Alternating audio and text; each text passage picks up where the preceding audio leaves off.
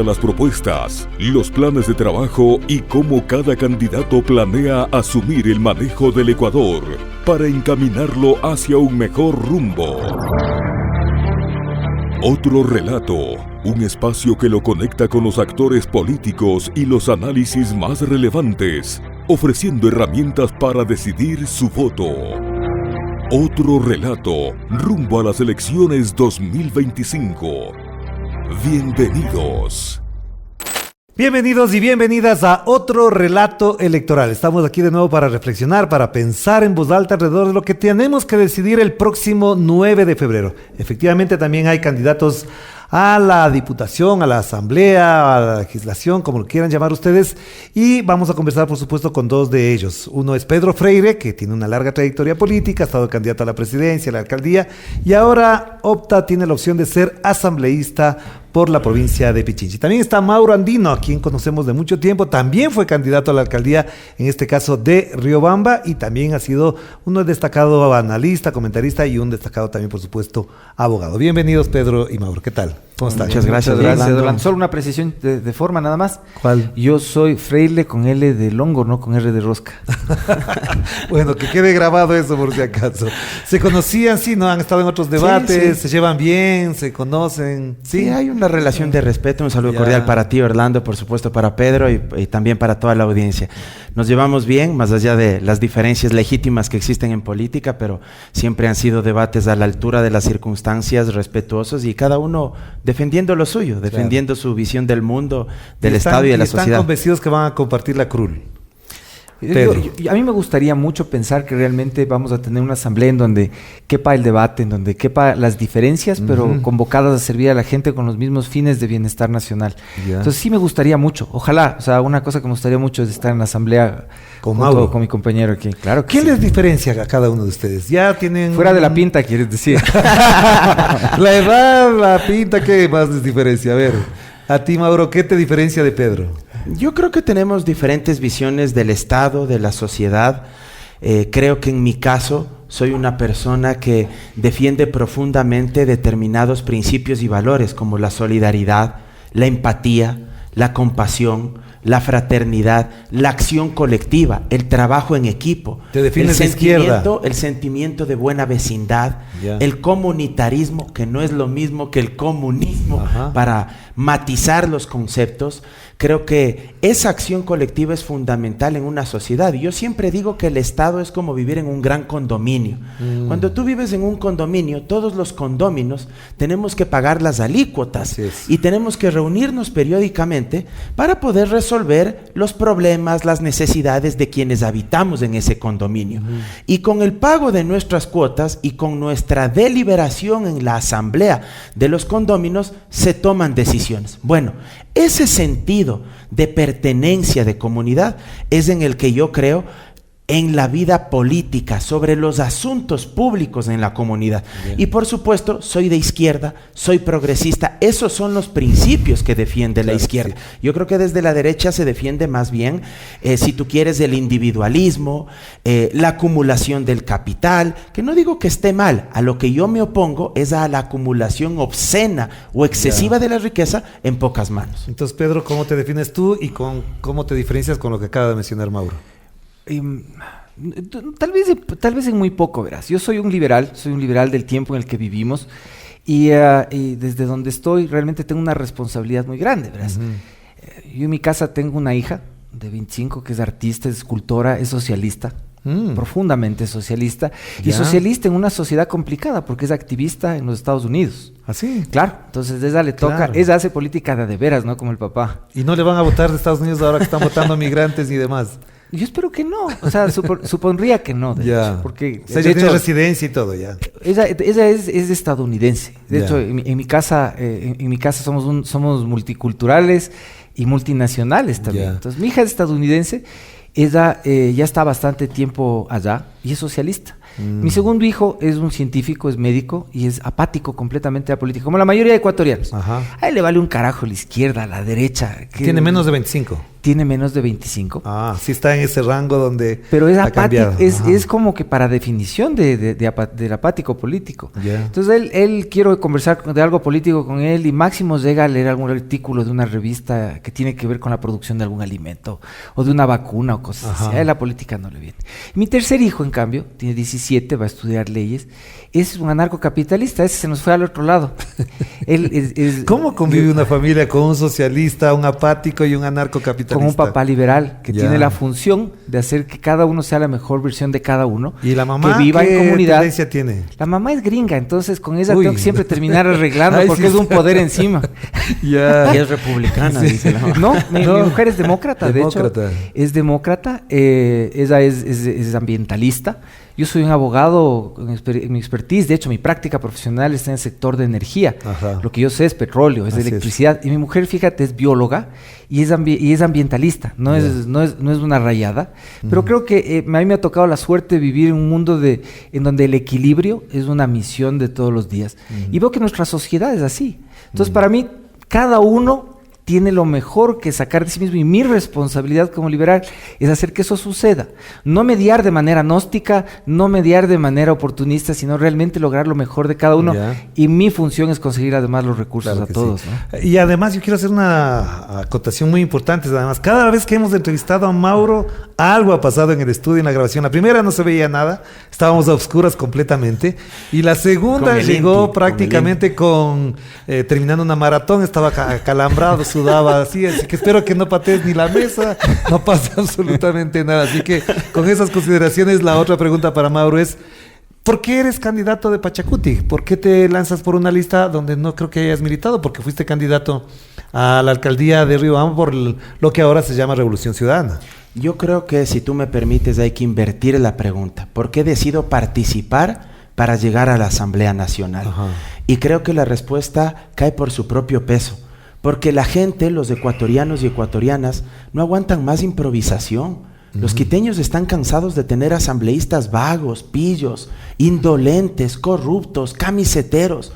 Los quiteños y quiteñas del Distrito Norte y los ecuatorianos quieren tener asambleístas que tengamos formación política, que tengamos formación jurídica, académica, que hayamos estudiado dentro y fuera del país. Yo no he venido acá a presumir de mis títulos universitarios, pero he tenido la suerte, gracias al apoyo de mis padres, de estudiar por un lado en universidad pública, sé el significado y el valor de lo público con mi título de pregrado, pero gracias al apoyo de mi familia también pude estudiar mis estudios de maestría, de posgrado fuera del país, en la Universidad Complutense de Madrid en España, en la Universidad San Francisco de Quito, en la Universidad Católica, en la Universidad Andina Simón Bolívar. Eso me da un bagaje cultural y académico que lo quiero poner al servicio de los quiteños y quiteñas. Y porque también he sido asesor legislativo. Yo sí puedo decir que conozco el funcionamiento de la Asamblea Nacional, no solo porque he trabajado en el Parlamento, no solo porque enfrenté a Guillermo Lasso en el juicio político y porque fui uno de los rostros visibles junto a mi amiga, que yo no tengo por qué negar, junto a mi amiga Viviana Veloz, de quien fui su asesor y hoy es presidenta de la Asamblea, que está en campaña en este momento, ella también, pero trabajamos y enfrentamos a Guillermo Lasso y luché para que ese juicio político llegue a buen puerto, a pesar de que muchos colegas decían que la Corte Constitucional no nos iba a dar paso. Actuamos en derecho y lo logramos. Y porque creo también que desde mi activismo político, porque luché también en contra de la consulta popular de Guillermo Lasso, recordarás tú, y me la jugué solito. A mí nadie me pidió que yo haga una campaña por el no en esa consulta popular. Yo la hice porque creía firmemente en mis convicciones y ganamos con el no. Y en la consulta popular contra Noboa, enfrenté principalmente la pregunta, sin vanidad lo digo, del contrato por horas, cuando se quería precarizar a la clase trabajadora. Y esa era la pregunta, junto a la de los tribunales internacionales de arbitraje, que más le interesaba a Noboa. Y en esas dos preguntas ganó el no, ganamos. Por ese bagaje yo decido participar. ¿Y por qué con Pachacuti? Porque hay muchas más causas que nos unen y que nos acercan que las que nos separan. Y porque ellos y yo también hemos entendido que es el momento de unir el campo y la ciudad, de llenar el país de anacos, de ponchos, de levas, de corbatas, de camisas, de vestidos, porque el Ecuador, unido en la diversidad, es mucho más fuerte para salir del abismo en el que hoy nos encontramos. Y la pregunta que te haría a ti, Pedro, igual es porque te lanzaste a la alcaldía por el Partido Socialista y ahora estás por Suma.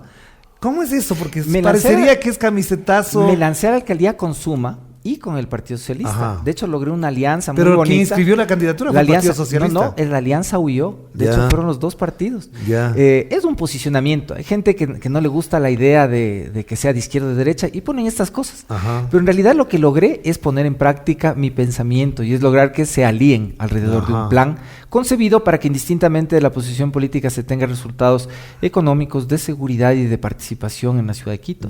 Entonces, yo le tengo gratitud a las 3 organizaciones políticas que me apoyaron. Suma, en el cual estoy ahora participando, el Partido Socialista Ecuatoriano, que de hecho como liberal es maridaje natural histórico entre liberales y socialistas, y Acción Democrática Ecuatoriano, que es el partido de los taxistas en Quito, el cual no logró inscribirse como parte de la alianza en su momento porque tuvo un bloqueo interno. Tiene su historia el partido, tiene su historia, pero con ellos sigo activo, igual que con Suma. O sea, seguimos andando. Mi ejercicio ¿Pero por qué quieres ser asambleísta? La pregunta sería, ¿por qué quieres ser asambleísta? Ya no pudiste ser presidente, ya no pudiste ser alcalde y ahora quieres ser asambleísta. O sea, yo de hecho estoy preparado para ser presidente y creo que eso va a venir. Aspiro a que lo que estoy haciendo es la construcción de eso. Igual que la alcaldía de Quito, Dios mediante, que es una cosa que también está en construcción. La asamblea en este instante, que de hecho acuérdate, en este proceso electoral yo comencé como precandidato presidencial por Suma. Le cedí la candidatura a Jan Topic, que es mi compañero socialdemócrata, que era más afín a los socialcristianos, con el cual ya intentamos este fue proceso. Candidato por los socialcristianos también. Él fue candidato por los socialcristianos porque Suma no se puso las pilas. Pues ahí ellos le apostaron a otro candidato que no salió nada, ¿no? Mejor no hablemos. A otro candidato. pero ese trayecto, digamos, es un proceso más grande que si estoy o no estoy. O sea, para mí la política es un tema que, como yo asumo, es una responsabilidad de provocar la participación de gente más joven y mejor preparada. Entonces, Suma ha abierto, de hecho, es muy probable que más bien Suma sea en donde se establezca el pensamiento liberal de nuestro proceso. Nos fue súper bien en el tema de la alcaldía, igual con el concejal socialista que llegó con nosotros. Los 4 trabajan como Andrés equipo. Andrés Campaña, Fidel Chamba, Sandra López y Cristina López y Sandra Hidalgo.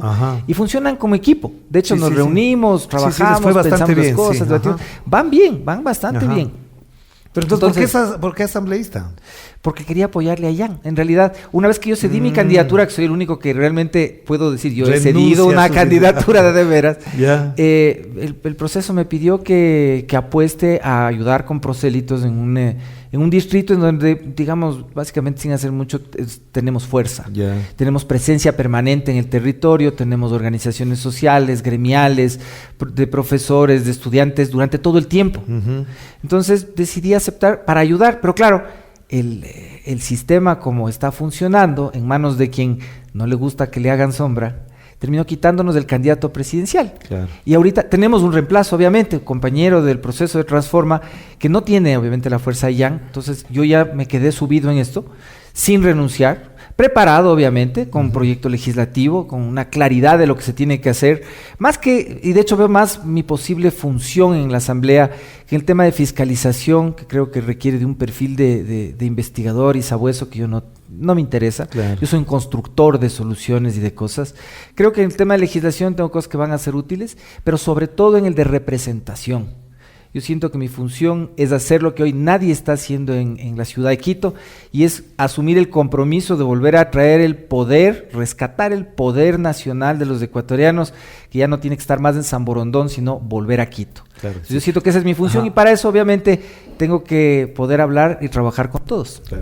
Mauro, en función de lo que estamos conversando, buena parte de la disputa política se da alrededor de que se ha desprestigiado la política y que por lo tanto los políticos no sirven para nada. ¿Hasta dónde tu gestión, tu trabajo, tu candidatura puede resignificar a la política? ¿Desde dónde? Para que se entienda que la política también es una herramienta de la democracia fundamental, por supuesto, y sobre todo de transformación. Mira, Orlando, en nuestra propuesta nosotros usamos un mensaje que está anclado en lo que yo lo he denominado las 3 Eres. representar, regenerar y rescatar. Representar a los quiteños con honestidad, con dignidad y con inteligencia. Porque yo creo que nos merecemos una mejor asamblea. Creo que sí podemos tener mejores parlamentarios. Regenerar la política y la asamblea de tanto degenerado que se ha encargado de ensuciarla, de trastocarla, de aprovecharse del espacio público, del poder público, de la administración, para favorecer sus oscuros intereses personales, corporativos o familiares.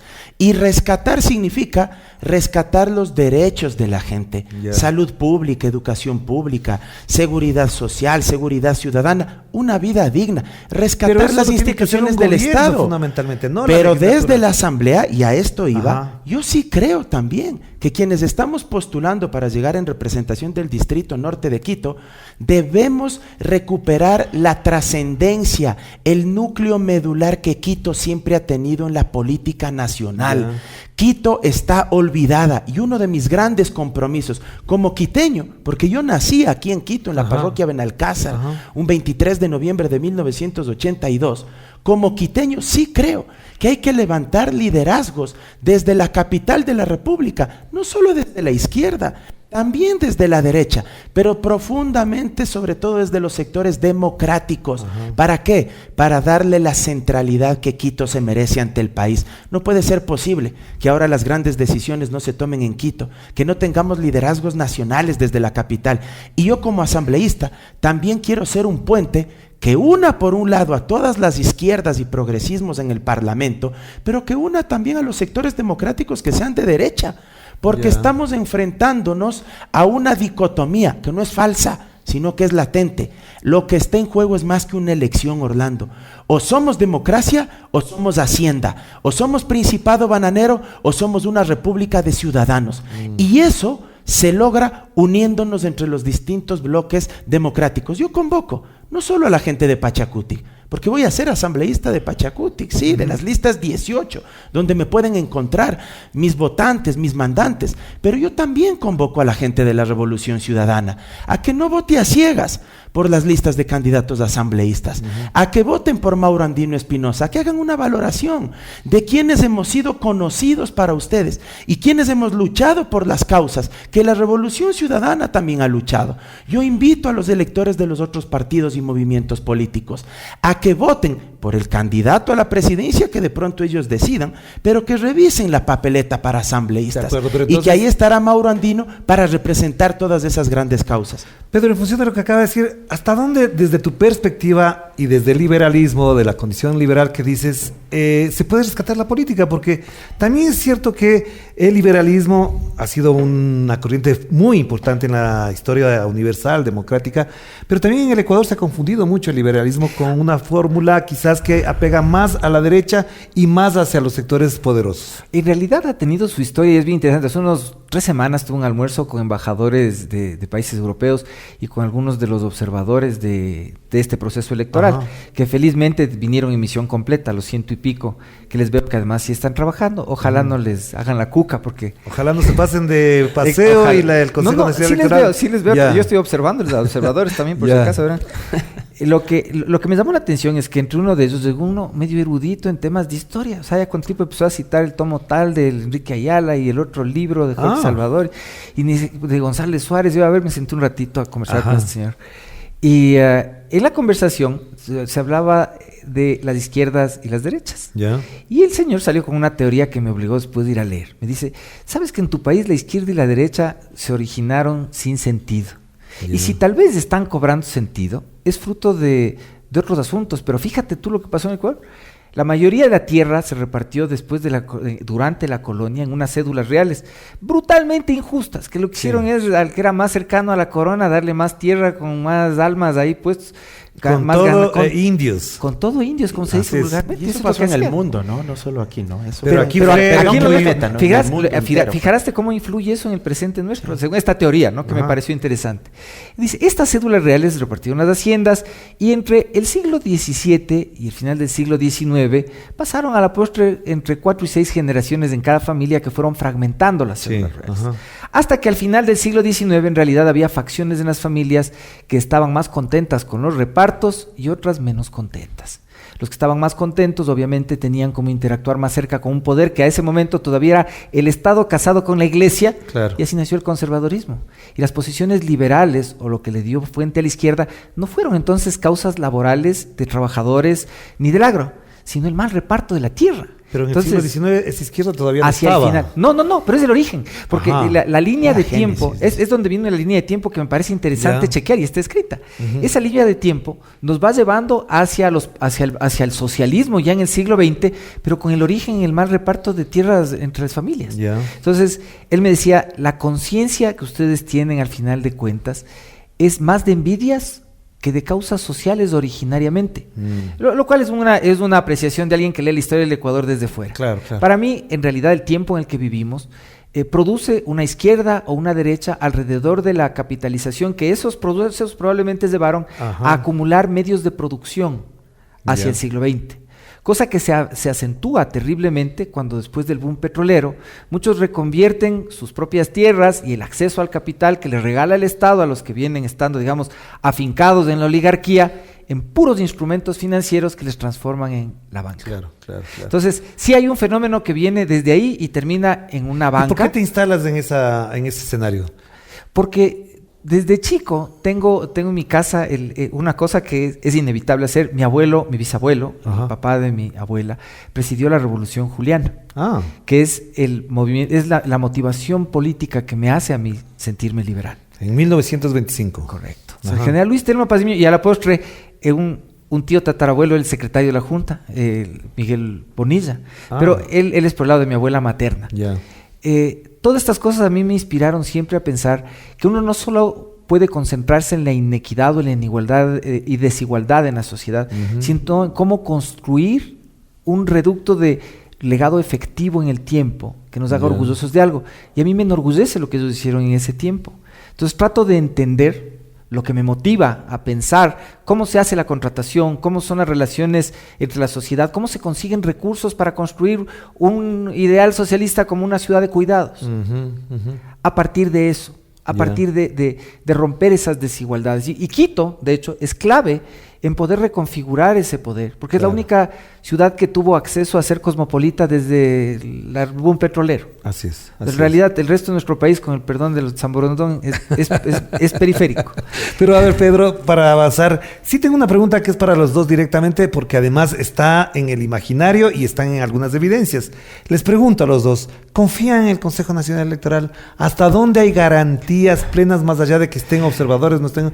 Porque les digo, yo tengo un antecedente, he revisado auditorías de la Contraloría a los procesos del 17, del 18, del 19 y del 21, y esos informes de la Contraloría no dejan ninguna confianza de lo que pueda pasar en estas elecciones.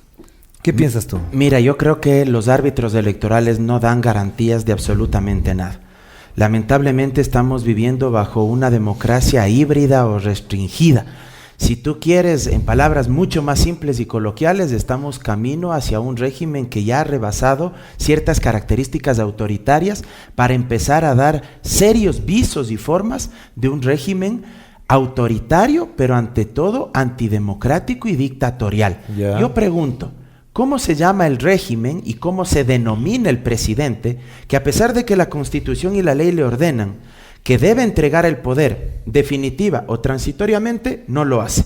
Se llama dictador. Es así de simple. Si es que alguien tiene que entregar el poder luego de 4 años y se niega a hacerlo, o tiene que entregarlo durante un cierto corto periodo de tiempo y no lo hace, pues indudablemente está cayendo en ese tipo de prácticas políticas. Pero es él y el Consejo Nacional Electoral. Y ahí entra en juego el Consejo Nacional Electoral, porque el CNE es el órgano que debe precautelar y hacer prevalecer el cumplimiento del Código de la Democracia.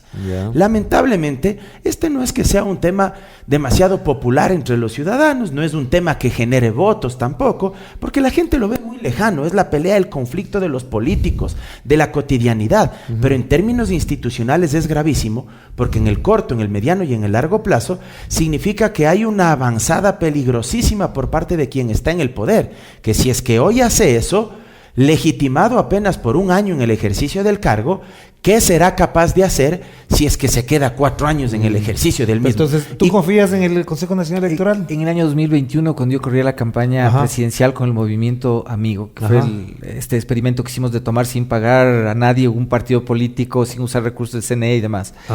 Me acuerdo que pusieron mal el membrete, ¿te acuerdas? La papeleta me pusieron ahí mejor, como para ver si le enturbiaban un poco al asunto y demás. Cuando me fui a quejar con Diana Tabaint, le digo, oiga, esto es alguien metiendo mano en el tema.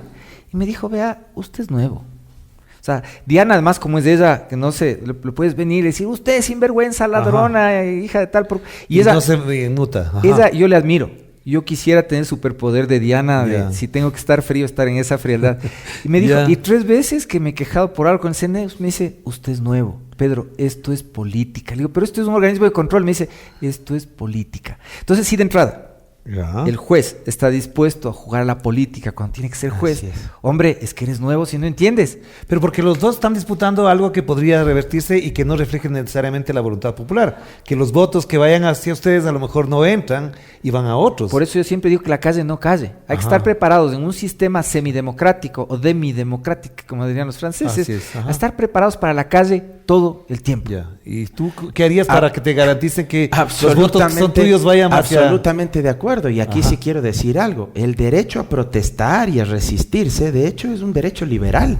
Ya en la época de la Revolución Francesa, cuando se dio la Declaración de los Derechos del Hombre y del Ciudadano en 1789, ahí se habla, me parece que es del artículo 12, si mi memoria no me falla, que los ciudadanos tienen derecho a resistirse ante la opresión, ante la ignominia, ante el latrocinio de cualquier gobierno que afecte o que vulnere a sus derechos. Incluso si es la función judicial. Exacto. Yo sostengo que si la justicia se tuerce en manos del poder, el pueblo tiene la obligación de enderezarla. Y mira, si es que el derecho a la resistencia está reconocido en nuestra Constitución del 2008, no es porque sea un derecho salido de la ex Unión Soviética ni nada que se le parezca. Para que veas tú que hay componentes liberales muy importantes en nuestra Constitución. Claro, y ese derecho que viene desde la Revolución Francesa, deberemos ejercerlo si es que acá se materializa un potencial fraude que no necesariamente puede ser un fraude directo. Yo el otro día saqué un video en mis redes sociales. Hay 2 formas de hacer fraude, directo o indirecto. El fraude directo a la vieja usanza, meterle mano a las urnas, sacar votos de uno, pasarle a otros. Pero el fraude indirecto es aquel el que se hace proscribiendo adversarios, persiguiendo políticamente, usando los tribunales de justicia para que no participen ciertos candidatos, o en medio de la contienda, ensuciando a tus opositores más fuertes, ensuciándolos reputacionalmente, abriéndoles casos judiciales. Ese es el fraude indirecto, porque estás manipulando a la opinión pública para que terminen votando, no por la opción que ellos habrían deseado, sino por la modelación mental, el arquetipo que posicionaron en el imaginario de la gente. Y esa es otra forma de hacer fraude. Yo he sufrido esto en carne propia, Orlando. Al punto, o sea, esto yo lo he sufrido este año en carne propia, literalmente. O sea, me duele volver a eso, pero realmente lo que pasó con nuestro candidato presidencial por eso te iba a preguntar eso. Enferma, es realmente algo enfermo. Yo ilustro esto con la escena de la primera escena de la película del dictador de Sacha Baron Cohen. Para los que oigan esto, porque de pronto solo en el pedazo queda todo grabado después. Un ignorante nacido en cuna de oro, predestinado porque así le hicieron ver desde siempre que tenía que ser el presidente. Sí, así es. Ni siquiera el rey porque viene por línea de sangre, sino el presidente. Y literalmente, a punta de lo que le toca por cuna, tiene que ser presidente. Al final de cuentas, solo para organizar unos Juegos Olímpicos en los que mata a los competidores para él tener la medalla de oro en los 100 metros planos. Y eso no estoy hablando del Ecuador, por si acaso es la película de Sacha Baron Cohen. Cualquier parecido con la realidad es a su discreción. Sí, pero estamos hablando de un tema Los medios de comunicación, Orlando. Yo no sabes lo agradecido que estoy de tu invitación del día de hoy. Porque los medios de comunicación me han escrito, no te podemos entrevistar porque tú vas a hablar en contra del gobierno, porque podrías hablar en contra de Topi, y claro, él podría ser beneficiario de un contrato público también. Entonces, simplemente cerradas las puertas, y cerradas las puertas a todo nivel. Yo digo, hasta mis pares, excepto en la comunidad jurídica que me conocen, estudios a las firmas de abogados, yo les agradezco, a los jueces, a la gente dentro de los organismos de control que me conocen, les agradezco. Pero realmente han procurado cerrar mi acceso a todas partes, por si acaso. En universidades también nos han cerrado espacios. Y eso nos pasó a los dos. Contigo. Organizan en la UDLA un conversatorio. ¿Y ustedes no van? No invitan. Pero no es que no fuimos, no nos invitaron. No me invitan, y los chicos que están ahí, que son seguidores míos, me dijeron que rechazaste la invitación. Que nos habían anunciado cuando nunca ni siquiera nos habían invitado. ¿Cómo conceptualizar esto que está pasando? Tú mencionaste de alguna manera, pero Pedro, a ti no tendrían por qué, no eres adversario ideológico, no eres un contrincante. Soy adversario ideológico definitivamente. ¿Por qué? Porque entonces, ¿cómo catalogas a... Yo soy enemigo del autoritarismo, del amiguismo y de la corrupción. Definitivamente tienen que temerme, Orlando. Y tienen que temerme todo, perdón lo que voy a decir, ese coro de feladores alrededor de Carondelet. Que manejan periódicos en los que no pagan a los trabajadores, que se llenan la boca de ser quienes enarbolan la defensa de la ciudad y que antes inflamaban a la gente, indistintamente del estado en el que pronunciaban sus discursos para lanzarse en contra del gobierno, que nos usaron a los ciudadanos en su momento. ¿Estás hablando de Andrés Páez? Yo estoy hablando de al que le calce, porque además siempre están pendientes de oír. Así es. Esa gente bloquea. Programa, yo te entiendo perfectamente la indignación, porque más allá de cualquier diferencia, postura, lo que sea, yo he hablado con Jan Topic y a mí me parece muy injusto lo que hicieron con él, demasiado injusto, más allá de que tenga derecho o tenga posibilidades de ganar o no ganar. Me parece que democráticamente fue una bajeza total lo que hicieron con él. Yo creo que eso no se le debe hacer a nadie. El juego democrático tiene esta característica. Todos hacemos un esfuerzo similar para lograr convocar a la gente alrededor de las cosas. Cuando es más grande el interés de llegar, que sirve para denostar a quien no se puede vencer, para destruir con quien no se puede competir, entonces ya no existe democracia, existe abuso de poder. Ya, pero si este es el escenario, les dije primero la garantía de que... Y el segundo es, si llegara a ganar Daniel Noboa, en el hipotético caso de que fuese así, entonces ¿en qué circunstancias van a estar ustedes si ganan la elección en la Asamblea? ¿Qué harían desde la Asamblea? Insisto con lo que mencioné hace unos momentos. Yo creo que es fundamental construir un bloque legislativo donde no solo confluyan en términos ideológicos los sectores afines, progresistas y de izquierda, sino también sectores de derecha, pero que sean democráticos. Y en eso yo coincido con lo que estamos hablando aquí, porque podremos discrepar por último en temas puntuales.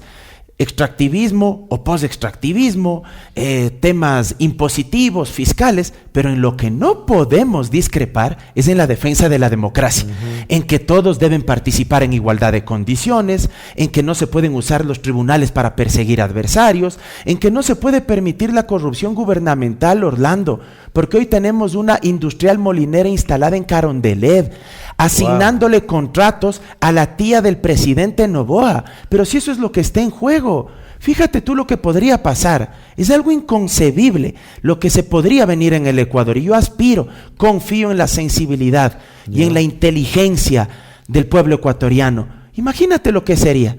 Presidente Daniel Noboa y presidenta de la Asamblea, Anabela Asín. Bueno, ¿qué es esto? Hacienda. Claro. Y la tía, la mujer más rica de este país, y el papá, el magnate más millonario de este país. Bueno, ¿qué es esto? ¿Una monarquía? Y ¿Qué regresamos, ¿qué regresamos al medioevo? ¿Qué vivimos en la época feudal? ¿Somos vasallos ahora? Ya. Y la esposa, una especie de Lady Di criolla, aquí que quiere pasar haciendo TikToks y una serie de malabares más, mostrando una cartera y un vestido de $40,000 en un país que tiene 5 millones de personas que viven con $2.80 al día, y los que viven en condiciones de pobreza extrema con $1.40 al día.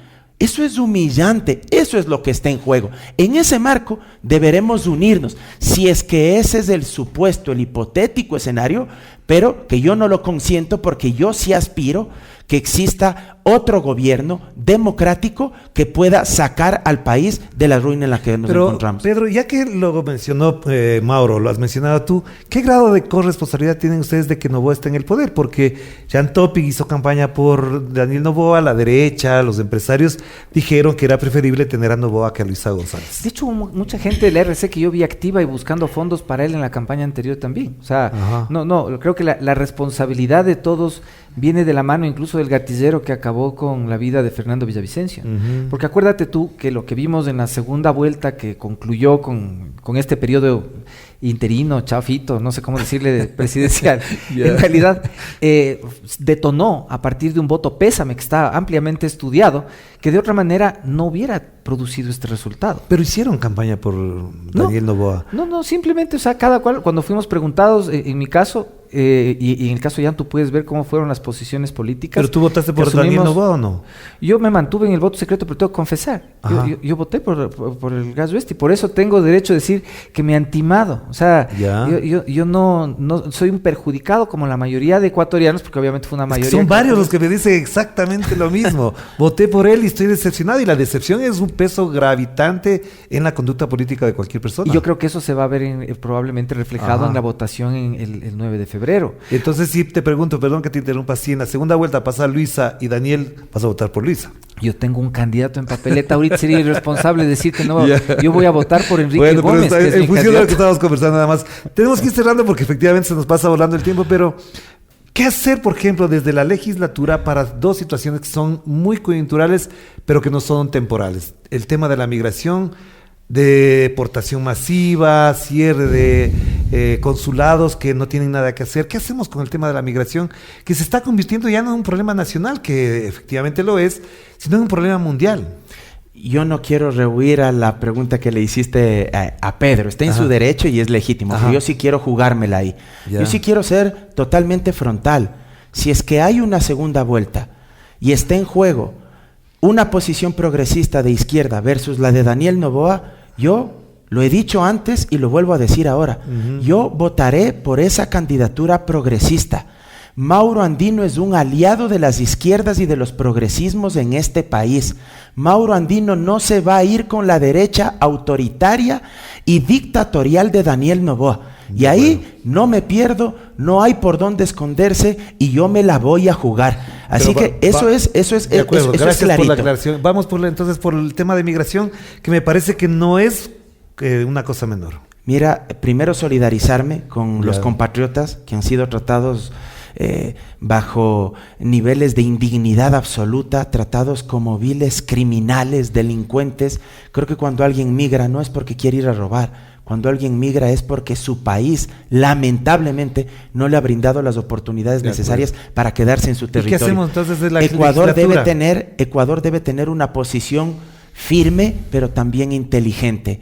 Aquí ni se trata de idealizar el concepto de soberanía, la vieja usanza de hace 200 años o de hace 100 años, pero tampoco se trata de ser servilleta ni alfombra de nadie, porque hay que entender que vivimos en un mundo multipolar. Una posición inteligente, una posición firme, respetando los derechos humanos de nuestros migrantes. Y desde la legislatura creo que es fundamental hacer cumplir la ley de movilidad humana y fiscalizar para que los derechos que están ahí garantizados se respeten. ¿Qué piensas del tema, Pedro? Primera que Leonidas te va a zapar por lo que dijiste, ¿verdad? No, en el supuesto no consentido, así que por favor. A ver, ¿qué hacemos con el tema de migración, que es muy importante? Yo sí tengo una propuesta específica sobre el tema.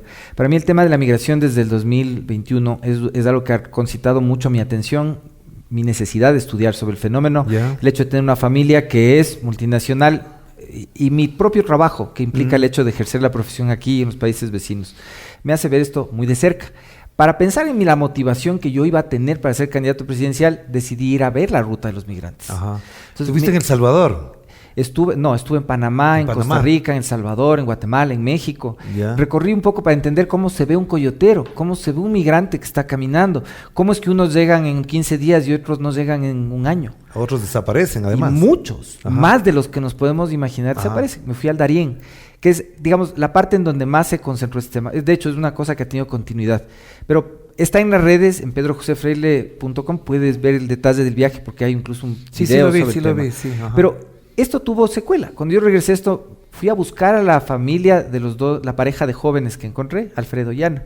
Ellos salieron de Colinas del Norte, originalmente. Así es. No encontré su familia. Lo más cercano que estuvimos fue hace unos 4 o 5 meses de alguien que les conoció. Pero la familia entera llegó a migrar. Así es.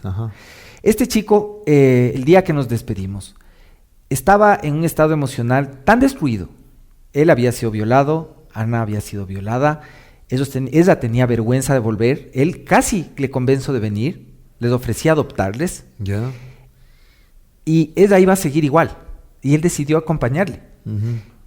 Cambiamos de zapatos, me acuerdo, porque los de él estaban ya hechos mierda. Perdón. Sí, Me traje los de él.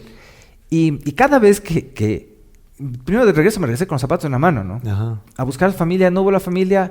Esos zapatos para mí son un símbolo de lo que estoy haciendo ahorita. Y creo que la manera en la que responsablemente podemos atender la migración es entender la geopolítica en la que el mundo está ahorita. Más allá de que nos caiga como nos caiga el gobierno de Estados Unidos y su agenda de expansión, porque ahora estamos en un momento en donde se puede hablar de eso clara y contundentemente, porque hay más evidencias. Es una agenda oficial de expansión. Así es. O sea, llevar el Golfo quiero de Groenlandia, México, el Golfo Panamá, de México, traiga Canadá. Panamá, aguántate las Galápagos, hay que Ajá. tener mucho cuidado con esas cosas. Sí. Pero es una agenda explícita. Entonces, si no vemos que esos son más que señales, un proceso en curso y no reaccionamos para que nos sirva, somos irresponsables.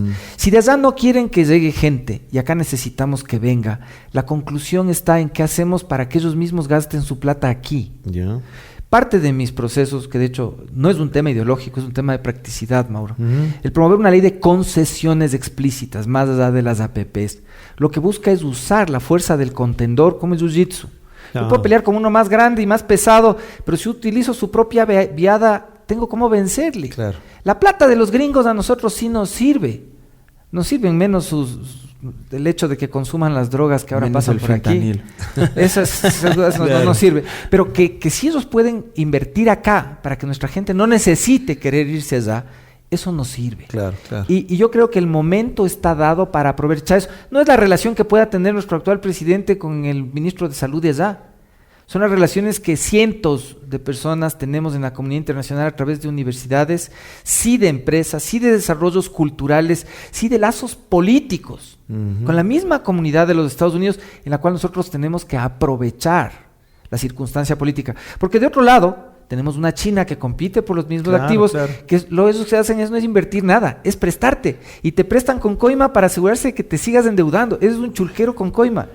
Que no nos está haciendo productivo, porque cuando vienen las empresas chinas acá, no respetan las leyes laborales, no respetan el pago de impuestos, no respetan las condiciones de los términos del mismo financiamiento que nos dan. Pero porque eso lo que nos vendieron... depende de los gobiernos, de la actitud, pero te corto solamente porque tenemos poquísimo tiempo. Es que ahí sí viene fiscalización. Y al mismo tiempo reformas en materia de concesiones, en materia de impuestos y tratados internacionales que se pueden impulsar desde la Asamblea para darle facilidad a la creación de empleo en el Ecuador con capitales de esos mismos. De acuerdo, pero tengo una última pregunta para los dos, porque se ha ido gestando una corriente de pensamiento que digo que no es solvente, todavía tiene mucha porosidad, y es bajar el sueldo de los asambleístas y bajar el número de asambleístas. ¿Están de acuerdo ustedes con eso? ¿Van a defender esa postura desde ciertos sectores o creen que efectivamente, tal como están las cosas, debe funcionar la asamblea con el mismo sueldo y con el mismo número? El problema no está en la calentura de las sábanas, y hay que entender aquello. Este es un tema de amplia discusión. El problema está en el sistema de partidos. ¿A qué me refiero? Si tú no regulas y no sancionas el transfugismo político, los camisetazos, que vetó la ley el señor Novoa, quien llega auspiciado por un partido y a la semana de instalarse en ese parlamento se pega el cambiazo y se va a otro bloque parlamentario. Eso hay que sancionarlo con la pérdida de la curul, por supuesto. Tampoco aquí significa convertirse en Torquemada y violar las garantías del debido proceso, ni nada que se le parezca. Hay que garantizar el debido proceso, por ejemplo, respetar el derecho a la objeción de conciencia, en la que el legislador pueda actuar de forma distinta a su bloque, pero en ciertos parámetros que pierda la curul, como sucede en otros países cuando es una violación flagrante. ¿Verdad? ¿La bajada de sueldo? Voy a esos temas. ¿Tú estás de acuerdo? Voy a esos temas. Otra cuestión, queremos evitar la atomización de partidos y de movimientos. ¿Cómo es posible que en un país con 17 millones de ecuatorianos tengamos 16 binomios presidenciales? Hay que más de 300 organizaciones. Hay que modificar la Constitución. El umbral del 1,5% de firmas de respaldo para obtener la personería jurídica de un partido o movimiento es muy baja. Eso hay que subirlo por lo menos al 3% a nivel normativo, pero a nivel institucional hay que fortalecer las capacidades del CNE, pues. Es que porque si es que en el CNE hace 15 años. Hace 15 años. No, pero sigue vigente, pues. Por eso, pero hace 15 años no éramos 17 millones. Pero mira, en el CNE no tienen las capacidades y la infraestructura institucional para verificar 100% si es que esas firmas son válidas. Pero sí hubo hasta denuncias en fiscalía, pues por falsificación de firmas, por comercialización de bases de datos. Entonces, lo uno es lo normativo, lo otro es gestión en términos institucionales. Otra cuestión, si tú quieres evitar que de un partido se cambien a otro faltando unos meses para la inscripción de candidaturas, hay que evitar eso poniendo que el candidato que quiera desafiliarse de un partido para ser candidato por el vecino de al frente, se desafilie al menos con un año de anticipación. Al menos, y en el tema de afiliados y de invitados, en nuestros casos somos invitados, que esto se mantenga en un 25% en los partidos y movimientos, pero que el 75% de candidatos sean afiliados y adherentes permanentes. ¿Sabes qué ganaríamos con eso? Obligarles a los líderes de las cúpulas partidarias a que construyan liderazgos. Y construyan partidos. Pues, correcto, claro, para que no estén a última hora buscando como en guía telefónica. Vean, este man ha de querer participar. Cantantes, esta chica de querer participar. Claro. Ya van a tener sus cuadros ahí, porque si no tienen ese año o 2 años mínimo de afiliación, no van a poder ser candidatos. Vamos con Pedro porque si no se nos va el tiempo. Yo creo en la misma línea, de hecho creo que tenemos que ser más exigentes que eso. El tema es que los padrones de los partidos en realidad no se utilizan para una elección primaria. Entonces, si tuvieses una condición de elección primaria mínima, dirías, un partido tiene 100,000 miembros, 100,000 adherentes, 100,000 habitantes, 50,000, haz unas primarias. Solo pueden, de hecho, participar en elecciones quienes puedan demostrar presencialmente unas primarias con 5,000, con 10,000 personas. Realmente reduciría eso hacia las primarias y, de hecho, provocaría que antes de la inscripción de las candidaturas se pueda demostrar la evaluación de los candidatos. De acuerdo. O sea, ciencias de Estado en 4º nivel, puede que no tengan, ponte Rodrigo Paz, creo que no estudió la universidad, pero te podía pasar un examinación. Otros pasaron por la universidad, no sabemos si estudiaron o no. Y no saben si leyeron algo, exacto. Entonces, yo creo que por ahí va un poco el tema en el cual se puede depurar esto. Pero, ¿estás de acuerdo en bajar el sueldo y el número? No, yo no, verás. Yo sí digo claramente, y tampoco quisiera que le quiten la pensión a los presidentes de la República, porque después de eso es necesitar. Claro. Pero yo creo que lo que sí se puede hacer cuando seas expresidente. Claro, no. Lo que sí creo que se debería hacer es que si llega un asambleísta con la preparación suficiente, puede tener un staff más corto y mejor remunerado. Me explico. Si tú quieres tener un staff serio para legislación en el despacho corto de un asambleísta, un PhD en hermenéutica, un tipo experto en la redacción de leyes y tal, no le vas a poder pagar con los sueldos que están ahí. Correcto. ¿No es cierto? Tú deberías poder contratar un consultor académico que realmente aporte al proceso. Claro. Y para eso es mejor menos gente y más calidad. Entonces, creo que incluso se puede acortar un poco el costo individual de cada despacho de un asambleísta. La remuneración no, porque no es tan alta realmente. O sea, bajar el número de asesores, de asistentes, quizás. Pero son 2 asesores y 2 asistentes. Yo te tendría 2, pero con mejores remuneraciones. Ya los asambleístas, solo para acabar la idea, y a los asambleístas en sí mismo, yo sí les quitaría el teléfono, por ejemplo, esas adornos de alrededor. Esas minucias hablemos. Solo para agregar, aportar. Yo lo que haría con asesores y asistentes es incorporar en la ley de la función legislativa, y esto lo vengo resaltando a cada instante, que obligatoriamente tengan título profesional de 3er nivel e incluso título de posgrado. Porque los asistentes, no hablo por todos, y muchos asesores, a excepción del asesor 1, que es el único que se le exige título de 3er nivel, los demás no tienen título profesional, no pueden ser asesores para que carguen maletas. O sea, los choferes. Correcto. Y otra cuestión adicional, o para que les estén maquillando. Yo me imagino que las chicas de ADN ya estarán llevando toda una estética a la Asamblea Nacional para el próximo Parlamento. Yo no soy amigo de eso del lenguaje políticamente correcto, ni soy de la izquierda woke. Yo creo que hay cosas que hay que decirlas con frontalidad y con absoluta certeza. Muchísimas gracias, de verdad. Ha sido muy interesante conversar con ustedes. Muy amables. Gracias, Mauro. Gracias, Pedro. Muy amables por venir acá con nosotros. Sí. Gracias a ustedes también por acompañarnos en este espacio de reflexión. Ha sido válido, importante, democrático, muy ameno además conversar con estos 2 candidatos que merecen la pena estar en la Asamblea. Lo digo así sin miramiento alguno, los 2 se merecen estar en la Asamblea, valorarán los electores de esto, pero a la práctica efectivamente ya es responsabilidad de ustedes. El Distrito Norte. Distrito Centro Norte. Centro Norte y Distrito Centro Norte, listas 18 Pachacuti. Y por la tuya es lista 2365, suma ahora. Mauro Andino sí tiene Norte, Orlando. Por eso vamos a representar al Distrito Norte. Vamos a pasar la factura después. Todo Norte. Gracias a ustedes, que la pasen bien. Chao, chao. Cada análisis, propuesta y criterio de los actores políticos lo acercan más a una decisión informada. Otro relato rumbo a las elecciones 2025. Gracias por acompañarnos.